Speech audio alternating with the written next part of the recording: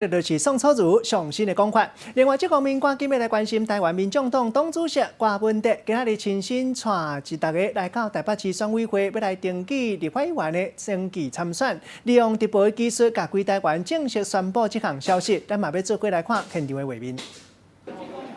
凡事就创新嘛，这个有时候叫异业结合啦，就是说。只有刚才去EC Media 看你这，它也是一种，其实这种自媒体的直播，恐怕是日后新的媒体形式了。所以我们坦白讲哦，我们作为一个资源比较少的政党，常常要，我每次说创新是台湾唯一的出路，其实这一句也适用在我们这种资源比较少的政党。那因为今天要宣誓登记起跑嘛，那市长对自己的区域立委参选有多少的信心？常常这样的、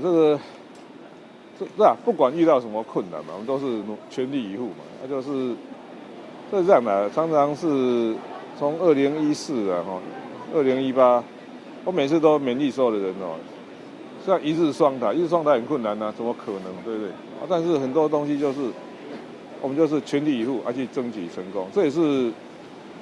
政治家跟生意人不一样的地方，生意人就每天在说，我们政治家是有目标就勇往直前的。像现在目前部分区的名单底定了吗？包括像吴欣盈家里的压力解决了没？常常是这样的，因为我们是大概部分区是预计礼拜3登记嘛，因为礼拜5是截止日嘛，所以有时候留一个叫前置作业量，意思我们大概应该是礼拜3会来登记的，所以大概差不多的，我看就是这样的，常常就是有时候。有该沟通的、该协调的去协调嘛，那就这样。那你知道他现在吴欣盈他现在家里的政治压力的问题解决了吗？反正礼拜3早上你就知道了，你不要紧张。那他昨天，因为你昨天有讲到，就是说他是不是现在可能就是担心，就是爸爸那边有在担心。这也是台湾，其实台湾号称是民主自由国家，其实还是真的你要离那种。瑞士的瑞典老牌民主国家还是有一段距离的。其实长期以来就这样嘛，所以有时候我常常讲说，我们在台湾有时候连政治捐款的自由都没有。你看绝大多数的企业家，你现在叫他说真的去登记名字捐款，我看大家都很不愿意。他连个就是说你现金拿去，我什么都不要，收据也不要。但是这也是我们一直在努力解决的。所以我每次跟他讲说，我的态度就是绝对不收这种大笔的这种现金。是啊，你就直接。走那个网络捐款进来做正常程序。市长他是否已经排名8名之外了？是不是确定已经排除8名之外？反正是这样嘛。礼拜3早上你就知道了，你紧张什么？像你现在怎么看？会劝他就是还是勇敢加入。我常常是这样的哦，这种我个人是这样的。我们作为这种文化的宣传，你知道，是对全体国民，你知道，一种不退订特项。但是我的个性，你看，我不会针对单一个人去劝他做什么要求。我觉得这样的哦，每个做这种公益事业或公众事业，还是按照每个人自己的意愿的。所以当然我们会鼓励说，台湾人民为了要让政治成为全民共有，每个人应该勇敢的表达自己的意见，这是我们对。全体台湾国民的这种呼吁，但是我不会去针对个人说，你应该要怎样，这个倒是不用。那你怎么看平面最新民调？亲民党已经超过时代力量，目前政党票，民众党第3，可亲民党已经变第4，超过时代力量。这个还是会动态，还是会变化的。我倒坦白讲哦，这次的选举比较有变化的，应该还是政党票，其他的大部分都比较确定。所以这也是郭粉票加入的原因吗？没有啦，其实是这样的，有选总统还是因为这样的，你晚上那些从46台看到49台看到56台，你不选总统的时候，那很明显声量就下降，这是很明显的。会不会担心再这样子下去的话，其实民众党这边的声量会被亲民党给超越？这是我们每天要去努力的地方嘛，所以还是那一句话嘛，创新是。唯一的出路嘛，就是说，特别对资源比较少的政党，你就不断的想创新，看怎么去寻求一个解决方案。所以你们未来会做什么样的创新吗？有一句话 ，You are limited by your imagination， 只有你的想象可以限制住你。所以我每天在实验室里面研发原子弹，就这样。那原子弹现在看起来好像还没研发出来。他每天继续研发，有比较大的原子弹，有比较小的原子弹，然后那边。市长，你怎么看说国民党主席吴敦义有说他的不分区名单是公平公正？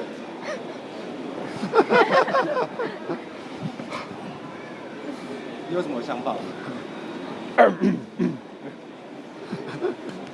他说有人不满意呢，然后他也没有办法。微笑代表我的回答。还是市长，你怎么看现在谢龙介他说他要参选国民党党主席？哇，参选是每个人的权利吧，这个我们当然没有什么意见的。但是他现在这样感觉上，因为谢龙介向来都被视为是挺韩国瑜派的，就觉得这是好像在帮韩国瑜来这个逼吴敦义的感觉。问题是人家吴敦义也还没辞职，他就宣布他要参选，这才是很奇怪。这个北京剪的就先为什么？吴敦义有确定要下台的吗？为什么现在就说要改选国民党的主席？我不懂那个发生什么事。有没有觉得现在国民党现在就是内斗、宫廷内斗又开始？哎，我跟你讲哦，那就是人家说赢棋也要输棋，那就是最典型的例子。所以常常这一句我们也可以给全国同胞作为借鉴的。我们最大敌人永远是自己。那明明那个2018打完的时候，大家都以为。现在2016打完的时候，人家都以为说国民党毁了，大概20年回不来，就没有想到2018，哇，那国民党死灰复燃。然后大时候大家想说国民党这个民进党应该惨了，结果你看到2019，到2020了国民党自己内乱，他妈实在是赢棋也要输棋，所以这个都是我们每天看别人，你知道，回家都赶快反省说，我们不要犯同样的错误。那小朋友，所以你是不是三分天下这个部分会觉得拿下第3大党胜券在握？那什么叫胜券在握？所以那个小朋友在讲，我说你是不是那个电动玩具、电动游戏玩太多了？